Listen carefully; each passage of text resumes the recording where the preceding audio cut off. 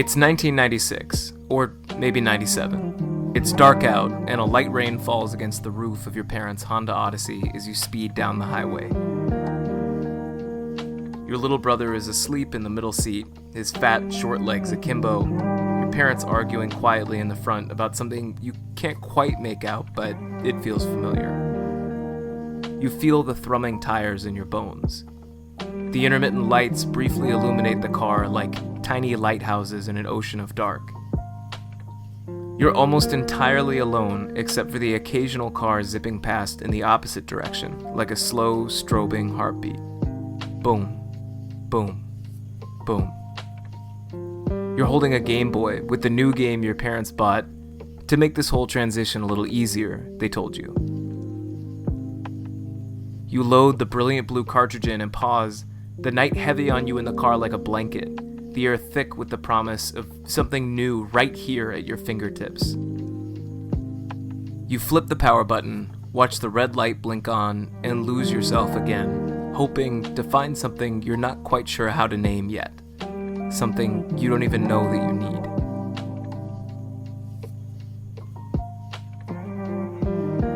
need. This entire podcast is about games, about a particular game, that is many things for the people who play it.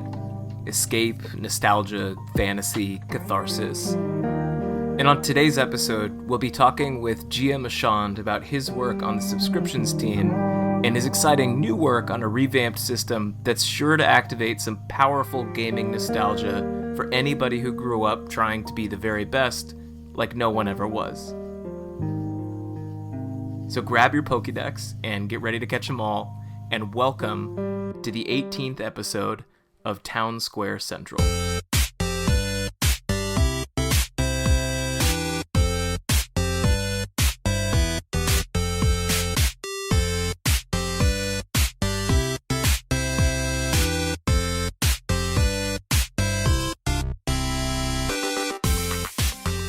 Today, I'm very pleased to welcome to the show GM Auchand, who is going to be talking with us about his work as a GM and some exciting new work that he's doing all over again with Spirit Beast. So, Auchand, welcome to Town Square Central. Thank you. Thank you for having me. And I also appreciate you saving me the trouble of getting your name really, really wrong, which I 100% would have. Right. It's actually not Auchland or That's what I was going to say. Was one of them. That. Yeah. We'll start with your background. What do you do for work? So I'm an IT director. I work for a private school in Southern California. I basically run all of our technology, vendors, acquisitions of new tech, a lot of exciting academic technology stuff. It's just a wonderfully fun job, especially during these days of COVID. I was going to say, I imagine that your life is significantly busier now, whereas a lot of people, it's less so. For you, I imagine it's ramped up significantly. Indeed. I mean, it's been very, very difficult because we're a boarding school.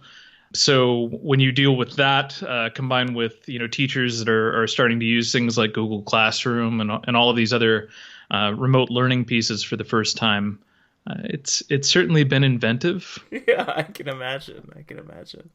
To Southern California, are you originally a West Coaster?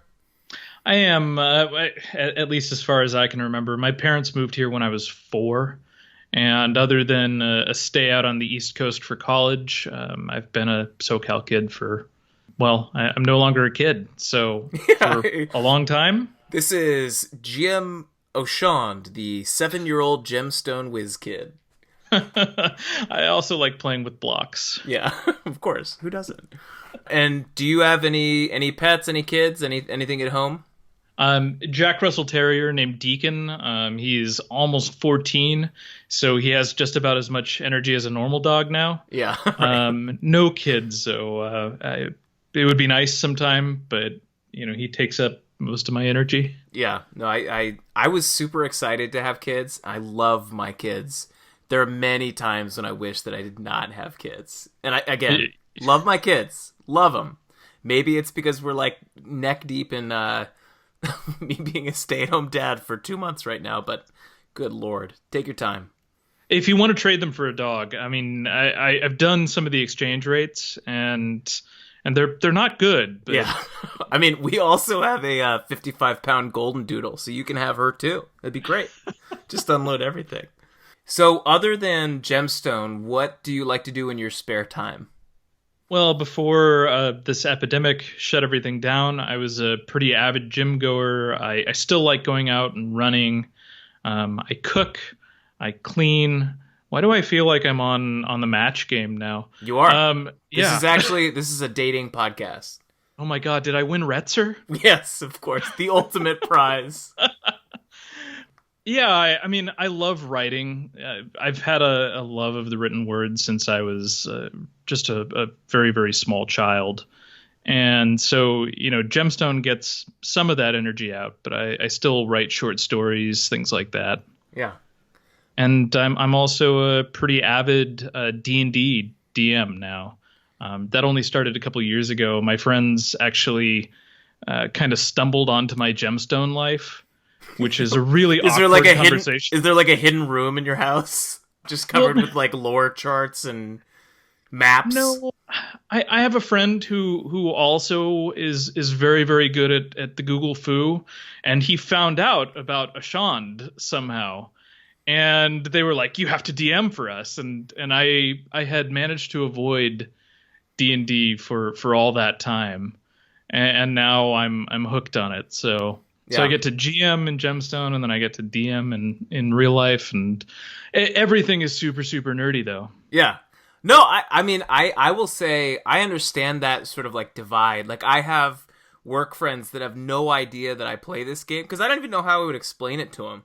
Like I play this text-based role-playing game that I played as a child, and I still play it because I enjoy it. Like I'm not embarrassed by it, but I'm like, you have no frame of reference, and the amount of time that I spend on this game and on things around it, I just feel like it's not really part of your life and doesn't need to be. So I understand that. Right. Yeah. I don't think anyone's knocking on my door to DM for them, though. Sadly.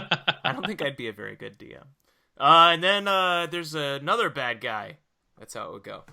I have a lot of bad guys. There's like a Rolodex in my secret GM room, and I just kind of pick out concepts like soulless Tahir and like one actually, of those Shakespearean insult generators, right? Yeah, basically. Yeah. Except it only really has one villain that I just keep reusing. Which is who? Oh God, I forgot his name for a second. Wow. It was Seleth. Seleth was my favorite villain. And he stuck around way, way, way longer than he ever should have in Gemstone. I think he's still not dead, although he is undead. But I did kind of trot him out with a different name for one of the storylines in the ongoing campaign that I'm running in D&D. Which yeah, why not reuse it, right? If you've already created it. I mean, it's not like these people play Gemstone, so they don't know how unoriginal I'm being. Yeah. It's weird that my game is set in Wenheimer's Landing too. No, I'm kidding. It's not. So what then, given those diverse interests, what is one TV show, movie, or game, or piece of writing that you think everybody in the world should experience at some point in their lives? I think that everybody should watch Star Trek Deep Space Nine. I think that it is hands down one of the best story arcs ever committed to television. And it managed to do what it did in the days before serialized television was so popular.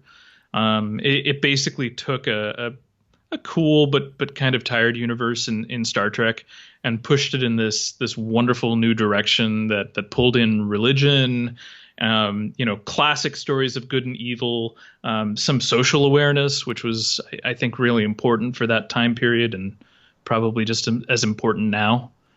So I love it. I've never watched Deep Space Nine, so I will add that to my to-do list instead of rewatching The Office for the 900th time. If you can get past the first season, which is a little bit weak, like most Star Trek shows, it's phenomenal. It hits this wonderful storytelling stride right around season 3 and just rides it to the end of the series. That and Battlestar Galactica, which is also done by Ronald Moore, the same showrunner, I guess. They're just great shows. Yeah. And then I know you're also a big Welcome to Night Vale fan, which I expected you to give as one of your answers, right? I am a fan of Welcome to Night Vale, but I realize that it's a niche interest. I've had enough friends that have been on like long car rides with, and I've just popped in Welcome to Night Vale, and I'll get what the hell is this? Yeah, like, dude, what are you doing? Why are you playing? Like, are you gonna kill me? Yeah, why would they stay away from the dog park? Why? No, I will say I'm a teacher, and my favorite student that I have ever taught is a huge Welcome to Night Vale fan, and she was when she was in like 7th grade, which is so much cooler than I ever was in school ever. That I was immediately like, all right, you're awesome, you're just great. So it definitely does take a weird sense of humor that can appreciate the surreal and like appreciates kind of obnoxiously literary self-referential fiction, but it's great. I mean, it's brilliant, I think.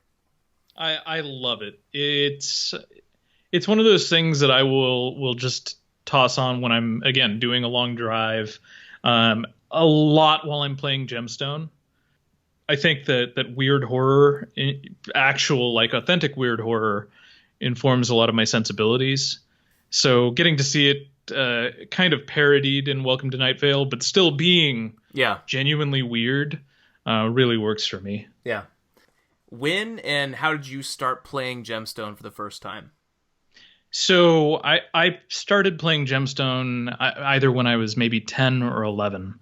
I only know this because I went to middle school and I was already playing Gemstone there. So, I don't remember exactly the start date, but I had tried to find something as this maybe 9 or 10-year-old online that would indulge my incredible amount of nerdiness. Yep. I loved reading fantasy novels. So I originally started with this chat room called the Inn of the Weary Traveler, which was a bunch of people role-playing badly. And then in a chat room. Oh yeah. That's it awesome. it was like I want to say that it was one of the AOL chat rooms. AOL also hosted this thing called Wizard's Realm, which I have done exhaustive research and have been unable to find any proof that it existed. But I swear I'm not crazy. It was all just a fever dream, but yeah. It was this play-by-post bulletin board system, and that was really the gateway into Gemstone, because as soon as I saw Gemstone and the text was actually live, like, that was mind-blowing to me. Right, the technological leap was just incomprehensible, right?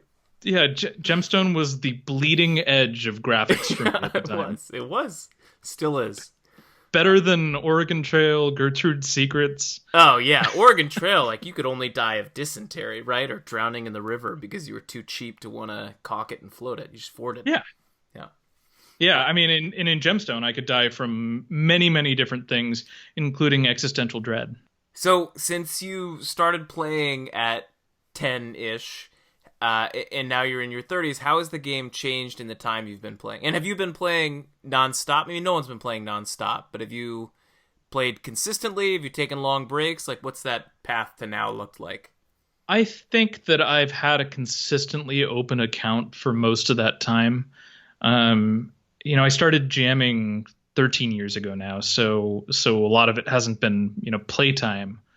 But the game's changed hugely. They added one to the GS3. Yeah, that was probably the biggest change. Big one. Yeah, and then they also some little things that people kind of take for granted are still new and weird to me, like the feature system. I remember when everybody, he appears to be in his 30s. They changed all of that, and it's still so weird when I log in and I just look at someone, and all of these kind of frills that didn't exist when I first started playing. I mean, we've probably tripled the number of verbs that you can use, if not, increased it by more than that. Everything is very, very different. I think that the game is a lot more mature, though. It's a better storytelling vehicle, which has always been kind of my interest in it. We don't do goofy little quests where, everybody goes home and drinks beer at the end and has a great time. They have some emotional heft to them now. So it's changed for the better on a lot of ways. Yeah. What would you say then is the best part about the game for you? I definitely think it's the storytelling. When you deal with a D&D group, you're generally dealing with the same players for a fairly short time. I mean, D&D has become very commoditized where they have these things called Adventures League meetups where, you DM for one group and then you don't see these people again terribly often. I've been blessed to have the same group now for 2 to 3 years. We're coming up on the 3rd anniversary. But in Gemstone, I take it for granted that I'm going to see the same person for a decade, which means that I get to kind of see how their character grows and, how they're affected by a quest. That's always been hugely important to me. It's like living in a book. And I think that would be way cooler than living in 2020. So yeah, it's been rough. If you could, without thinking about any of the consequences or having to deal with any red tape or asking permissions, Thanos snap any single change into the game, what would you do?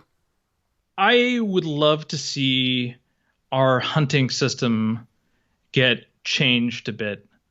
I've always thought that, Gemstone was kind of my first foray into, hunting electronic mobs of any sort.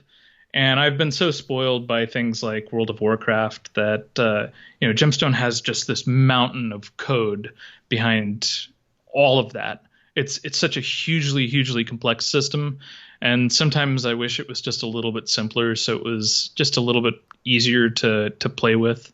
I have so much respect for our development GMs because they are just constantly bathing in code.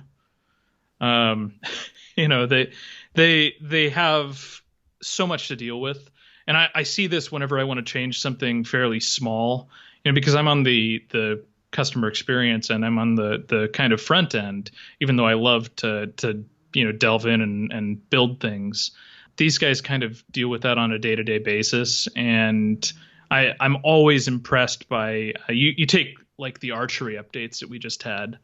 There are just huge numbers of scripts that are involved in what feels like a fairly, I'm not going to say a small change, but not a universe-shattering change on the player side.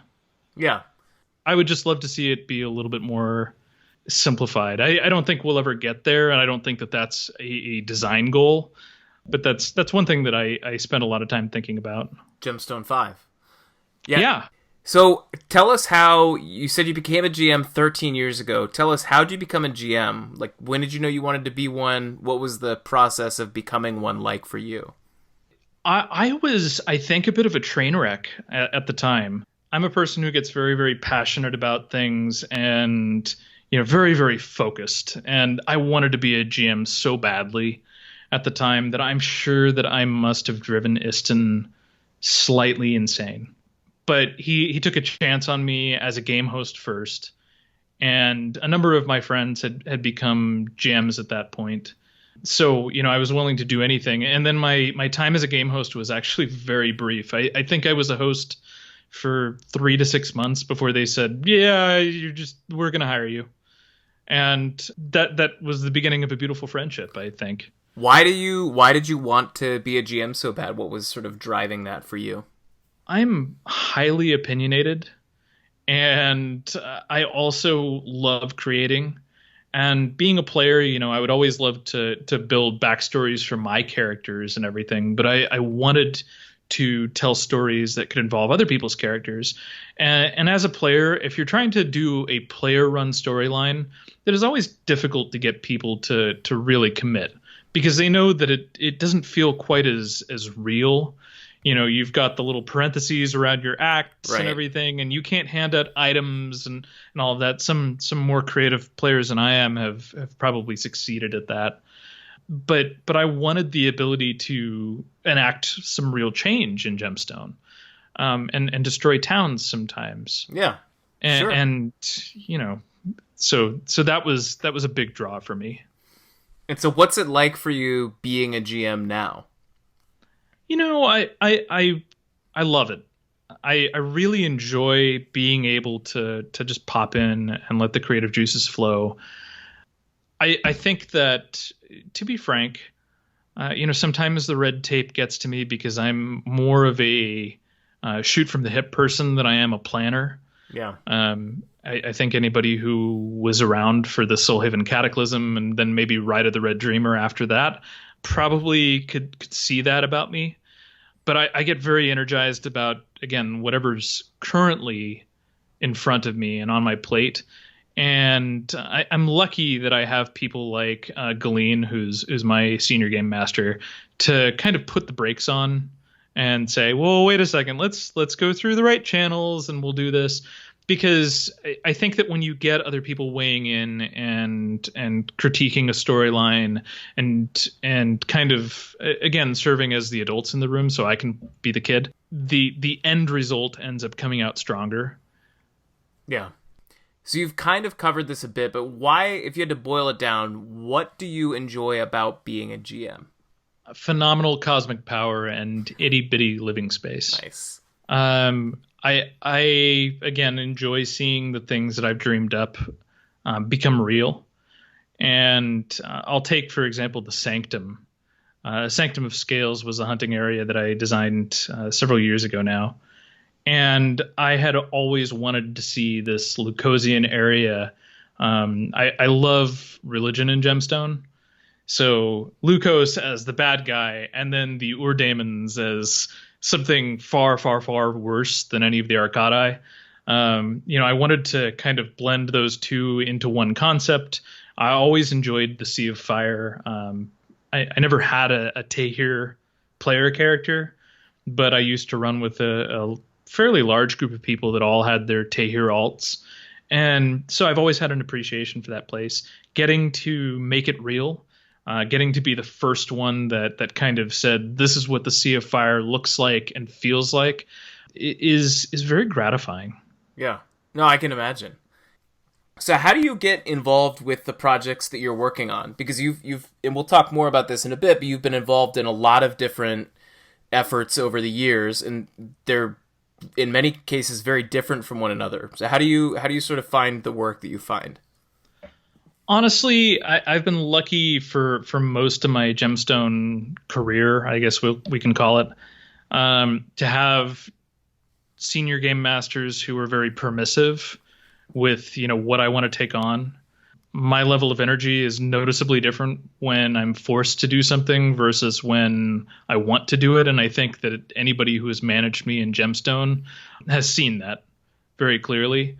So typically, I will go ahead and propose something. I get super amped up about it. And then it's like proposals and, wiki pages and document requests and everything. I'm going through a cycle like that right now. It's like a unique Gemstone mania. And I fall into it, and then, I burn through it, and I usually kind of relax afterwards for a little bit. But that's basically been the cycle. And how involved, you mentioned working with Galeen. How involved are you with other folks in the GM side of things? Well, as I said, I know Retzer in person, so he and I talk pretty regularly. I've been trying, because I kind of went silent on the Gemstone front, other than some documentation pieces. I did like a Wizard Waste document either a year ago or two, but I had kind of gone silent. So now there are a lot of new faces now that I'm feeling really active again. And I've been trying to kind of say hello and make myself, available to talk to again. But yeah, I mean, I would say that it's probably an average level of interaction with other people. I feel like most GMs end up getting into kind of these channels where, they're working on their own stuff. Unless there's a reason to collaborate, there's not a ton of back channel chatter or anything like that during the day. You're not all like hanging out at the pool after a long day of GMing, with the virtual pool after a long day of GMing, just shooting the stuff. I should probably put a pool into my office. Then I would have more friends. Yeah, right? Why not? All right, now let's talk a bit about the body of work that you've done as a GM. I know that you were the Soulhaven guru for 5 years, from 2008 to 2013. Talk about what that involved and what that work was like for you. Oh, Soulhaven. That's a deep cut now. I just absolutely adore the city of Soulhaven. While I was kind of a new GM, I saw Marty Warden, who was the big dev guy at the time. He's basically what Estilled is now. Warden was also the human guru for a long time and had done very little with it because, his dev work was the main focus. And I always felt that humans, being probably the most common race in Gemstone, I would say maybe after elves. I don't have numbers here. That feels right. Yeah, I mean, there are lots and lots of humans in Gemstone. I felt like they needed more focus, so I made the pitch to take over Soulhaven, and was really surprised, when they ended up going with me. We had some really, really qualified people that had deeper roots in the town as players, but I had just loved this town probably since the Griffin-Sword saga. I had been an Ice Mule player for most of my career, and then went to this weird little seaside town where there are krakens and dark gods and everything. It's basically the Night Vale of Gemstone, now that I'm thinking about it. Soulhaven is a place where anything bad that can happen will happen, and I really played into that during my time as Soulhaven guru. The city was actually destroyed by a giant wave. There were water elementals. And then when it was reconstructed with an experimental spell, the area was left thinner so that the walls between dimensions were just a little bit off. And, I wanted something to explain why Soulhaven was this hellmouth of a town. That does feel very Night Vale to me, by the way, what you just explained. And I have a feeling that this probably happened before I knew anything about Night Vale. Yeah. So maybe it was just like calling to like. Yeah, there. Exactly. Yeah. But I really enjoyed Soulhaven. I would say that it's one of my deeper regrets that I can't do as much for the town anymore. I think that Lytle is a wonderful guru for it. So, it's in very, very capable hands. But every once in a while, I get these ideas where I'm like, oh, I would love to do that. And it's almost like, having a former president, not want to criticize or at all suggest things, because the successor's doing such a great job that my opinions and thoughts there are kind of superfluous. I can't relate to that given the current political situation, but I understand the analogy. That was a bad analogy. No, I understand. I understand what you were saying. Midway through, I wanted to put it back into my mouth. No, because it's out. It's out. I think that, jokes aside, though, Soulhaven's doing such a kind of a neat thing with actually returning to some sort of normalcy under Lytle, that that's something that's kind of scarce in Gemstone. Wennimer's Landing, which I also love, has been under some form of existential threat for probably the last decade, and it's because these storylines are hugely successful. The people that are running them are endlessly inventive and creative, and I get it. Soulhaven was the same way when I was the guru. Sometimes it's nice to be able to sit back and focus on, the interpersonal stuff, the characters and their growth, as opposed to the latest kind of Michael Bay sort of feel. Yeah, right. And that's something that I'm trying to be cognizant of as I get back into storylines and stuff like that, is that while it's kind of natural for me to want to do the big explosions and everything, sometimes I need to pull back and say, how does this develop such and such character, and how is their player going to feel? And I want to see more of that. Yeah. Now, I know that you also created the fusion system and managed that from 2010 to 2016. And I'll be honest with you, I've never owned a fusion item in my life. I know that they involve orbs, and I read the wiki page and did some studying up and talked to some people about it ahead of this interview, but explain that system and then talk about how it has changed over the years. Well, fusion's a bit of a sore subject with me because people always assume that I stole the World of Warcraft gem socketing system. And really, I stole the materia system from Final Fantasy VII. Yeah, get it right, people. I want to set the record straight on that because eventually, someday, in my wildest fantasies, I want to get the right fusion orb so that I can go and get that Knights of the Round materia. And just spend 10 minutes watching it going off. And I would write, entire paragraphs to describe the entire... scroll. Yeah, you got to get the authentic feel, man. Right. Yeah. So Fusion arose from this desire to allow players a little bit more control over their enhansives. And I was I would say not like very new to coding, but probably new to coding a system of that complexity when it first came out. And I also don't think that, keep in mind that this was 10 years ago now, so I don't necessarily think that during the approval process, people took it especially seriously. And therefore, when it came out of the gate, it had my best judgments for what was mechanically sound. Obviously, I'm not, a development GM. So there were plenty of things that I didn't think about, like people hoarding these enhansives and becoming increasingly more incredibly powerful over time. We did do things that allowed, some breakage of fusion orbs and everything. But it's a system that I would probably code very, very differently now if I was starting it from the beginning. Eventually, GM Koace, who was at the time the head of dev, basically took over the system and said, we're going to do stuff with this. And I haven't really touched it since. One of my characters has 2 fusion items on them, and that's pretty much all I deal with it on a maybe weekly basis.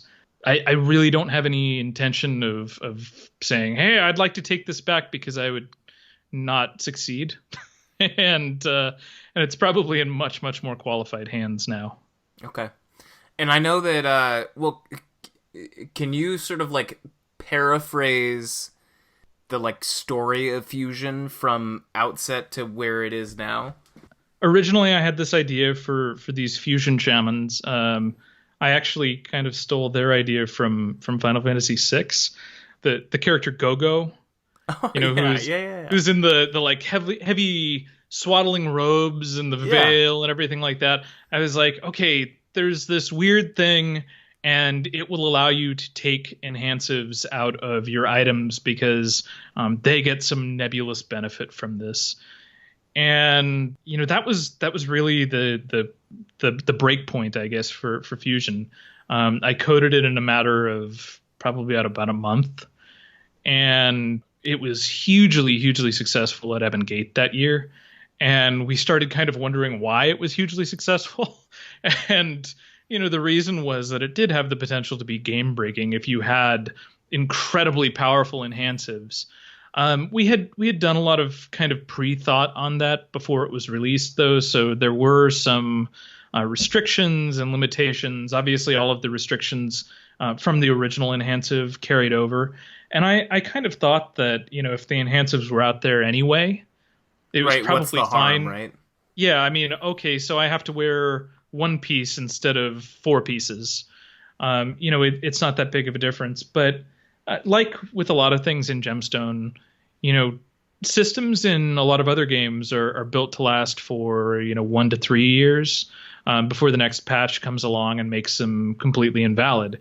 In Gemstone, you have people that have had the same gear for 20 years, right, and have continually gotten it worked on through that time. So there's some danger of power creep for it. When I say that I think that people more qualified than me are holding it, I really am not being facetious. I think that I have a fairly narrow perspective in Gemstone because, again, I work on some of the stuff that I really want to work on. I'm not necessarily there to be the good shepherd for the game's health as a whole. I certainly like to try and think about that. But when I'm creating a cool item, I'm going, oh gosh, this is going to be so great when I release it. Yeah, you're not worrying about like how it affects stealth or whatever, right? Like you're thinking about the item itself. Right. Yeah. And so it was probably the right kind of development cycle where I shepherded this system that, was very important to me. And then as it became kind of less important to me, the real experts kind of took it over. And now it's so firmly part of the game after 10 years that I think once we see it kind of come back, to regular circulation as a more balanced system, everybody's just kind of, take it as a matter of course, like it had always been there. Yeah. And now I know you mentioned that you really love religion in Gemstone, and you so this is going to be another one of those words. I say Arkady. You said Arkady. Wait, what did you say? I say Arkady. Arkady. Yeah. Is that the accepted pronunciation? I don't know. I've always just pronounced Arkady. Things in Gemstone, the way that I started pronouncing them. Yeah, when I was no. 11. I do that too. Yeah. All right. Well, anyway, you love religion in Gemstone, and you've done a lot of documentation for the Arkady. Like, oh god, I'm gonna get so many of these wrong. I'm just gonna say them the way that they are in my head. I've never said this out loud. Muleros doesn't sound right because it makes it sound like demeaning. He's the secret god of Ice Mule. No, Okay. I've always said Mularos. Okay, that's way better. We're gonna go with that. Mularos, Cholin is what I say. Mm-hmm. Tilamer, Sheru, and Tanis. How did I do? I think, again, it's entirely up to subjective pronunciation here, but I think that you got most of them pretty well. Okay. I say Tilamer. Tilamer. And yeah. Most of them pretty well is about the best that I hit on like a good day, so I'm just going to take it. And you also wrote the documentation for the Hall of Magisters and the Wizard Ways. You've done a lot of documentation work. So what does that kind of work entail? Because I don't actually understand how that process works. And why does that intrigue you? Because my understanding is that you're basically creating sort of like the official, like this is the lore, right? Like this is what it is for everyone in the game, which is kind of a big responsibility. How does that work, and why do you like doing it? So, without, I guess, giving away too much of how the cookies are made, Galeen, I believe, still is responsible for like keeping this world cohesive, and she's my boss. And basically, I go to her. I say, I've got a really, really cool idea for whatever it is. And she will let me know, who on staff owns the concept, if anybody does, and that we need to loop them in. And then we get their feedback on the proposal, and then I go ahead and write it. And once I've finished writing it, I'll submit it to whoever needs to be involved. They get some say-so in, whether or not this is up to par and what needs to change. And then you go back for a final round of corrections, send it into quality control, and then it's out the door and it's real. Obviously, which must feel pretty cool, I think, to like create a part of this world yourself that everyone then is sort of living inside of. I think so. Part of the frustration of being a GSGM is that if you want to create an area, let's say the Wizard Waste is this huge magical anomaly in what is now the middle of nowhere in Turamzir. And if I really wanted to bring it to life as a player-attended zone, I'm thinking like hundreds of rooms just to get that sense of scope. In a document, I can kind of describe it. The Wizard Waste one kind of took the form of an epistolary novel. And, this guy is detailing his journeys into the waste. I can make it feel much bigger than a few rooms hinting at it would be. Well, and I think in some ways also more real, right? Because I know for me, like when I'm hunting in an area, like my My character's in the Red Forest right now, sort of like working his way through. And I don't really pay a whole lot of attention to and this is just the kind of player I am. Like, I'm focused on the hunting, right? I'm not really focused on the scenery or what's happening. But reading the Travels in the Wizard Waste journals was really fun for me, and it did get me to actually pay attention to that space in a way that I don't think I would have if there'd been, a hunting ground or whatever. Yeah, no, I can definitely see that. And, the same thing is true with the Arkady. I think that, I've always had this huge interest in religious storytelling. We talked about BSG and Deep Space Nine. But in Gemstone, the gods are real, right? They exist in Gemstone, so it's very interesting, kind of trying to assign human emotions to this thing that's really a force of nature. And I've always enjoyed some of the stuff that brings the gods down just a little bit to make them a little bit more relatable. I'm also fascinated by some of the player-written lore about these gods, and have tried to kind of nod to that in places where I can. My favorite, I think, is Namet's player once related to me back when I played a Mularosian, and in addition to liking to hurt themselves and hurt others, Mularosians are apparently very, very good storytellers. And she told me this tale about how Mularos was locked physically and bodily in this prison in Bir Mahala, which is a Tahir city that has been lost to time. And I don't know if she made it up, if she heard it from someone else, but it always kind of stuck with me that, oh yeah, that would be totally weird and cool to have basically a god in a prison somewhere in Elanthea. And I love stuff like that because it feels a little bit more real than something that I just decided by fiat.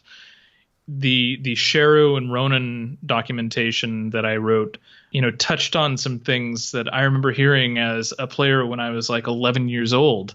And part of it was, I want to tell my own story, sure, but I also want to honor this kind of background radiation of storytelling that has always been sitting out there in Gemstone. Yeah. Well, and Namet is just really badass and awesome. So she's scary and wonderful. Yeah. All right. Let's get into Spirit Beasts. Yeah. Sure. Okay. Spirit Beasts. So I originally found out about Spirit Beasts actually very recently because I was hunting something and I found this weird maybe alchemy item that I'd never seen before, which was a Crimson Troll King Bezoar. I don't know. I think it's Bezoar. But I might be wrong about that one too. That's one that I've never looked up, and it's a real word too. Oh, well then I have no excuse. But I found this thing and I was like, well, this looks cool. I don't know what this is. And I asked around and no one knew. And then eventually someone was like, it's for Spirit Beasts. And I was like, what do you mean it's for, what's a spirit? Is that like a ranger thing? And someone described it to me as Gemstone's version of Pokemon. And I was like, well, I loved Pokemon as a kid. Like, this has got to be amazing. Is this a joke? Like, I didn't understand what was happening because it felt like this is a thing that I should know about. And then I read there's this massive wiki entry and I got all excited. And then I found out that it didn't seem like many people either knew about it or were using it. And I felt really, really crestfallen and kind of bummed out. And I'm not joking. Maybe like a few weeks later, a couple weeks later, maybe you put out that you were going to revamp this system, right? Because you originally made this back in 2014 at Ebon's Gate. So tell us that story. Tell us how the system originated and what you were initially hoping that you would accomplish back in 2014. So I wanted to give players something to do when they were having downtime that was a little bit more active than just going AFK and grabbing a Diet Coke or something. What's maybe a little bit weird is that I have never played Pokemon. I can probably name, there's Pikachu. That's one. And then there's the other ones. Oh my god, you're embarrassing no, yourself, sir. No. There's the Charizard, right? Charizard. Yep. That's another one. Okay, those are literally the only two Pokemon that I know. and I watched Detective Pokemon. It was like an old person watching, a one of those like special effects. It's like an old person watching a Michael Bay film. Yeah. They're just dazzled by the spectacle and so confused as to what's going on. And all I got was that Pikachu is secretly Ryan Reynolds. Yeah, I haven't seen the movie. I just loved Pokemon. But then so I just ruined it for you. If this didn't come from Pokemon, then what were you conceiving of it as when you first thought it up? I think that it probably touched on, again, WoW's pet battle system, but I can also tell you truthfully that I've never done a pet battle in 14, 15 years of playing WoW. So it was me looking in from the outside at these two systems that I knew people liked. And for me, it was actually a lot closer to the feeling of like Final Fantasy Tactics or Ogre Battle.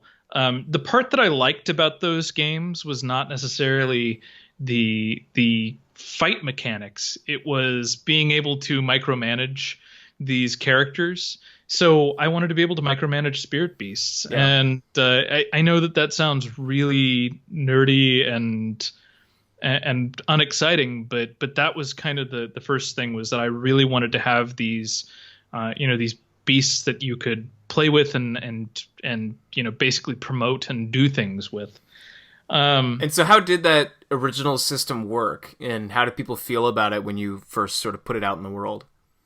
Well, it was huge. That was really the first thing that I realized once I started digging into actually coding it, was that it just is a very, very large system for something that is basically fluff. There are so many things that you need to account for, especially when you want to start adding unique beasts that have their own special abilities and things like that. So it was a lot of writing. And, I could see the Ebon Gate deadline creeping closer and closer. So eventually with version 1, I just had to set an expiration date and say, this is it. I'm going to submit it to QC, and, I'll have to come back to it and play with it later. So I really wanted to make something that was just super, super fun that players could do as a hobby in parallel with their normal day-to-day Gemstone life. How did people receive it? So the year that it was released, I believe that GM Jamuns needed to send me fudge because I topped like multiple categories as far as like most popular shop, most total sales, or whatever they were. It was really, really popular because I think people were as excited about it as I was. And then the realities of actually trying to keep the system working started to set in for the players. Yeah. It required a talisman. Because of some coding restraints, I could only have 3 beasts on each talisman. So, you'd have this terrible inventory cost if you wanted to participate in this. And beyond that, the battles weren't that fun. They were kind of neat at first, but after you kind of got it, there wasn't a lot of strategy there. So that was one of the reasons why I wanted to come back to it. I had done some fiddling with it at another Ebon Gate to add, the Talon Down arena and some of these things to expand the system, but I hadn't gone back and fixed some of the core flaws that I felt were making it less fun. So that was kind of the goal, to delve back into this. It was sort of address the making it fun and making it easier on players. Well, yeah, I mean, when I would log into Gemstone, I wouldn't play with spirit beasts, yeah, right. And that's not a good sign. Yeah, that's a damning indictment when the system creator goes, "Oh man, I really don't feel like going through the work of binding one of these. Like, I think it'd be fun, but yeah, I don't want to deal with it though." Off to the rift. Yeah.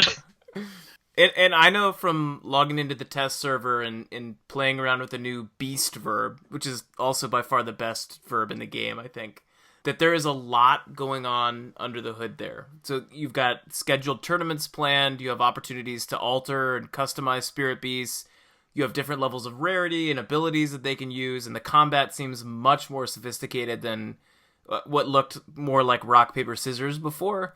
So given all of that, give us kind of a broad overview of the changes that you're working on implementing with the new version of Spirit Beasts. Sure. Yeah, so one of the things that kind of happened in the intervening time was a few friends and I did a card game called Bullets and Teeth, and we successfully kickstarted it and everything, and it gave me a pretty heavy crash course in, collective game design. So I really wanted to be a lot more open to, player suggestions, to other GM suggestions about it this time around. And what we got was a completely new system where spirit beasts basically still thunder into being when you summon them, but now you just use the beast verb to do it. So you don't need to carry around this ridiculous looking talisman with you everywhere and throw it around like a Pokeball. See, that was a Pokemon reference. That was good. And I did it right. You got it. It's called a Pokeball. Credit. But the beast verb is a lot more freeing. You just walk up to someone, say beast challenge, and they say beast challenge accept. And it's very much like a duel in Gemstone. The beasts still auto attack every turn. They basically will try and savage each other to bits. But you can command them to do other things like lashing each other. A lash, for example, is a moderate damage attack that also builds up this resource called special ability charges. Anybody who played Spirit Beast before probably remembers that each beast had a special ability. It would build up to it by attacking or defending. That part of the system is still there, as is stances.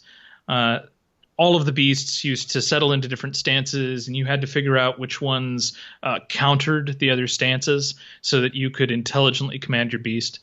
That has been kind of pushed aside, where you basically just tell your beast, hey, I know you're in a bad stance right now. You need to switch. So it simplified some things, but it added complexity in other areas. There is a new resource called action points.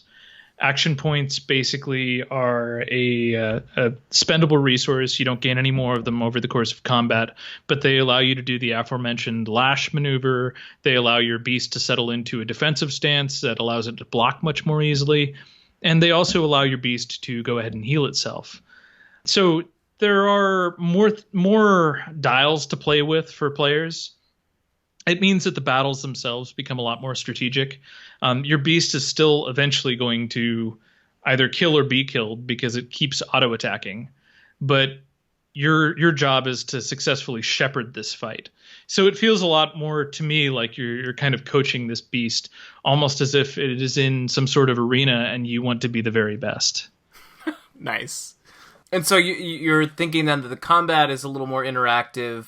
It's easier to engage in this system with other players. What about the actual, the Pokemon fan in me wants to know, like, the process of actually going out and finding and capturing these things. Like, talk more about that. So I kept that part pretty simple. If you go out to any place that's not in town in any given realm, and you use the beast sense verb, you're going to find basically whatever common beasts are in the area. There's a chance that you'll miss them, and so you may have to beast sense a few times. But after you've found the beast that you're looking for, you beast attune to it, and then you just do beast capture. There are no needs for blood. You don't need to prepare the talisman and sacrifice your firstborn and all of the old requirements of the system.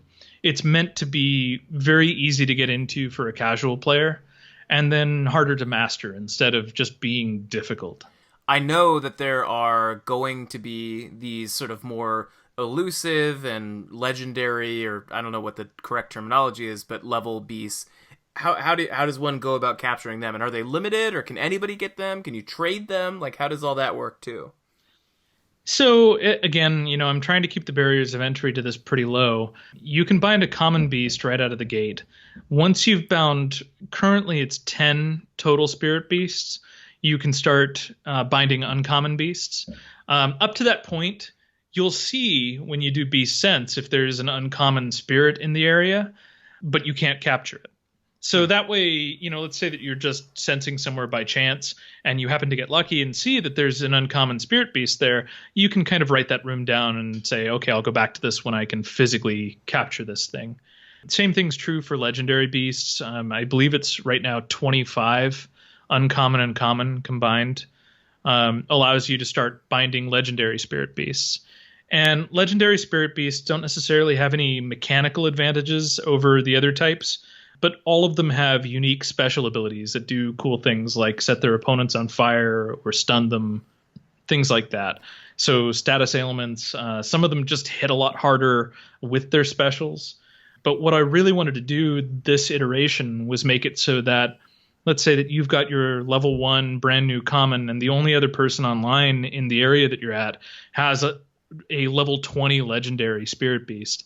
You two can conceivably get into a fight and it's not going to be you getting throttled.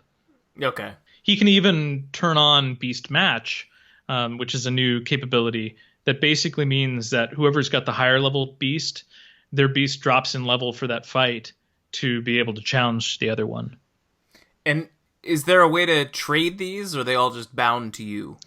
So they are all on your character. Basically, you can have 100 unique beasts on your character, but I've already created things that are cages, or I may mispronounce this since that's a theme of our talk here. Enchiridions. It might be Enchiridion, but it's a book. It's a cool book. Hold on, I'm going to look up this word. Yeah, all right. So an Enchiridion, and what does the book let you do? So an Enchiridion basically allows you to store up to 25 of your spirit beasts. This will allow you to do things like, let's say that you're just a huge kobold collector. You can't have 25 kobolds on your player because each beast that's residing in you has to have kind of a unique identification. But you can store 25 kobolds in one Enchiridion. You could also go ahead and say, hey, I'm going to sell 25 legendary spirit beasts to the highest bidder. Cool. Because maybe somebody doesn't want to go around all of the Lanthea and have to hunt for these things. Yeah. Well, listen, if you make something rare and you find a way to make it commoditizable, then you're going to have something that people are interested in, I think, inherently. The big piece of this, too, is making them customizable. Yeah. Having the ability for GMs to go ahead and alter people's spirit beasts easily, through a tool that I made on the back end, and then also give them a mechanical bump and stuff like that, is probably going to open up the interest for them quite a bit. Yeah. And I know that you've also built in some structures to try to encourage people to play, like weekly tournaments and currencies that you can earn by competing against other players and NPCs. Do you want to talk about that a bit too? Yeah, so these have existed for a while, but they also got hit by a pretty major reevaluation pass. I have an airship called the Firebird that rotates between towns, and in its belly is this arena called the Talon Down. And in the Talon Down, there are multiple different types of fights that you can do for your spirit beasts. You can go and do a training match, which you can do against either an NPC beast trainer or another player. Your beasts get extra experience from that. It costs a little bit of silver, but I think that we ended up settling on 1,000 silvers per fight. So it's not going to break the bank. Yeah. Yeah. Yeah, I'm doing my best to fight silver inflation. 1,000 silvers at a time. And then there are blood matches, which don't cost silver, but could cost your life. They basically are a match where your beast is linked to your health pool. So as it gets damaged, you get damaged too. Awesome. You don't always die. Sometimes an empath rushes in and saves you at the last moment if you lose. But about a quarter of the time, you're just going to drop. And the Talon Down clerics are nowhere near as skilled as most Elanthian clerics because all they're doing is playing with spirit beasts all the time. The point of doing blood matches, though, is basically to get cooler rewards. They award more red steel marks, which are the alternative currency that you were talking about. And what can those marks be used for? So right now, and this was another failing of the old system, they could only be used for stuff that would improve your spirit beasts more.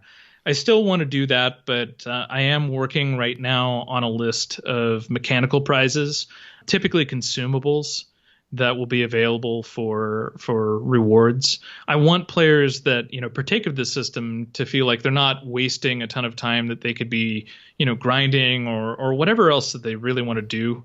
So I want to get a good wide field of awards that can come from this system. Yeah.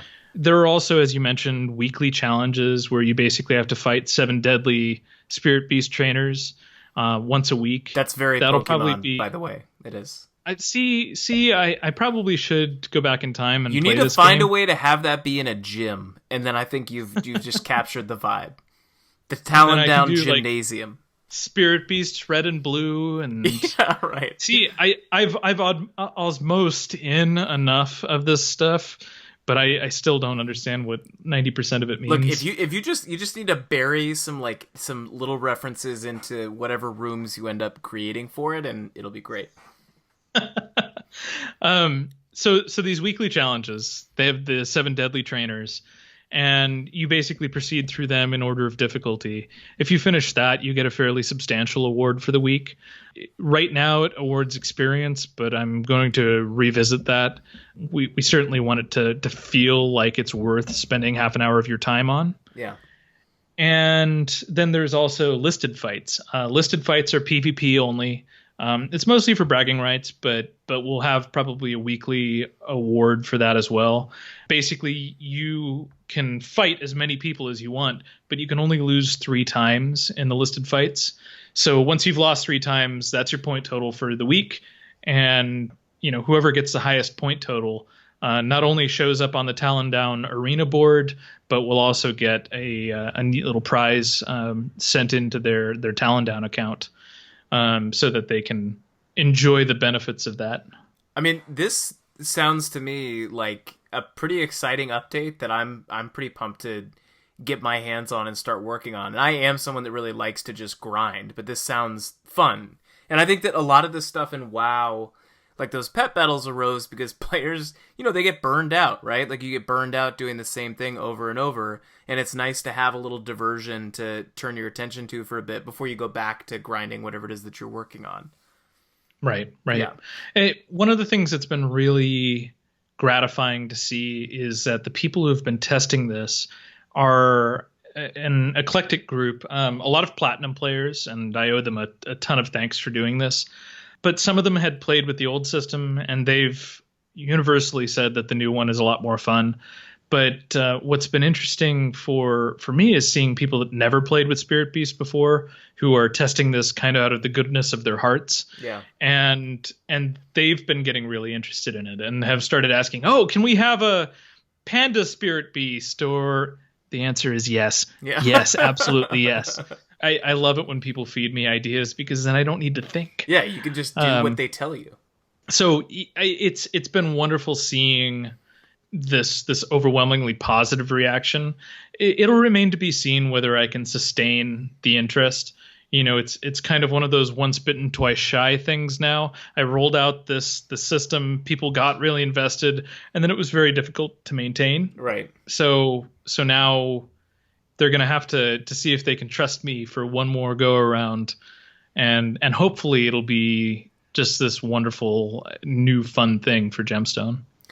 And so for players who want to get involved right now because you're in the alpha testing phase, how can they contribute and help sort of shape things during this development part? So I think that I haven't officially announced that we're in kind of the beta testing level, but most of the hardcore bugs have been wiped out by that initial round of testing. Things are pretty stable, and right now what I'm looking at is balance. I would love it if any players that are at all interested in this would just go on to the test server and just head to the Talon Down. You can actually find the Firebird parked right outside of Wenheimer's Landing right now. And on board, you can buy a talisman. I think that there are 5,000 silvers in the test instance.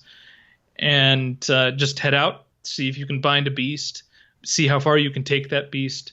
I've been popping in quite a bit to grant people legendary or uncommon spirit beasts just so they can play with them a little bit. That would be the easiest way. And I'm also always on Discord, so if anybody feels the need to touch base with me on something that they've discovered, want fixed right away, what have you, I've been pretty responsive to those things.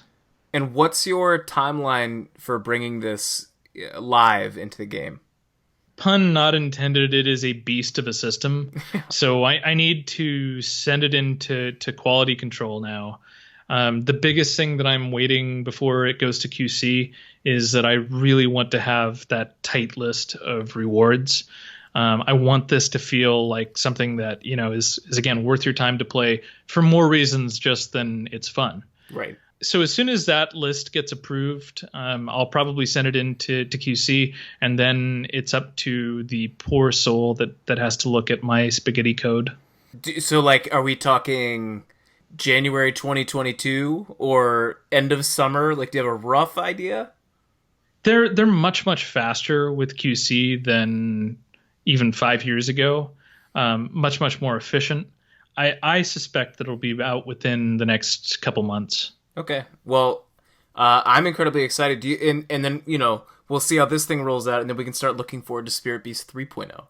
I think that this one technically is 3.0. I've never been good at versioning numbers, and I might have called Talon down and that release 2.0. We'll just call this the Spirit Beastening. The Spirit Beastening. I like that. Yeah. You got to give it a crappy movie sequel title. The Return of the Spirit Beast. How about Beast NATO?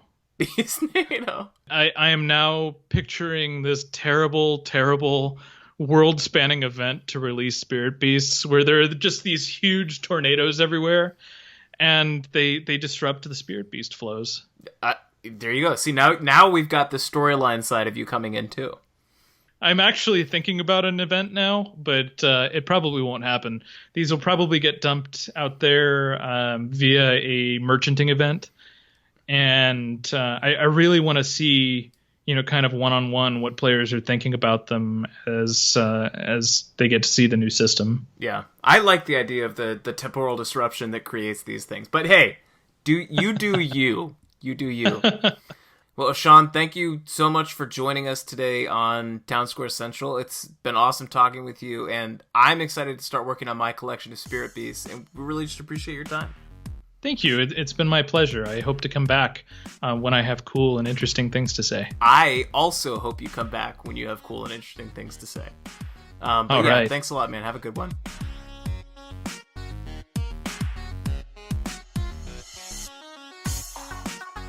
Many thanks to Auchand for coming on the show today. And a special thank you, as always, to Ephraup, Luktar, Lysel, Warclade, Hellman, Darren, Heatheran, Lex Bubba, The Town Crier, Dree, Halif, Zorus, Altherin, Conrash, and Samantha for being patrons of the show. If you like the show and you want to support it to keep it going, please consider becoming a patron on Patreon. There's a link to support the show that you can find in the episode notes for today's episode. The music for the intro for today's episode was provided by Jove. I've posted a link to his YouTube channel. He makes some really nice stuff that you should go and check out when you have some time. That's all we have for this week. Get out there and start working on capturing Spirit Beasts because, you gotta catch them all. Thanks for listening, and catch you next time on Town Square Central.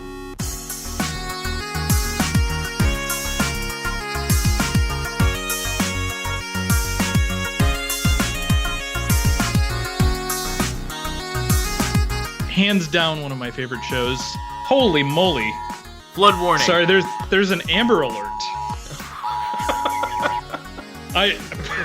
Wait, are you the cause of the Amber Alert? Do you have the police at your door? No, and I'm definitely not storing anything in my Gemstone room. Yeah. Jeez, I turned off my phone sound and everything, and of course that would be the one thing you're gonna get an Amber Alert while we're doing this. Wow. All right, so go ahead. What?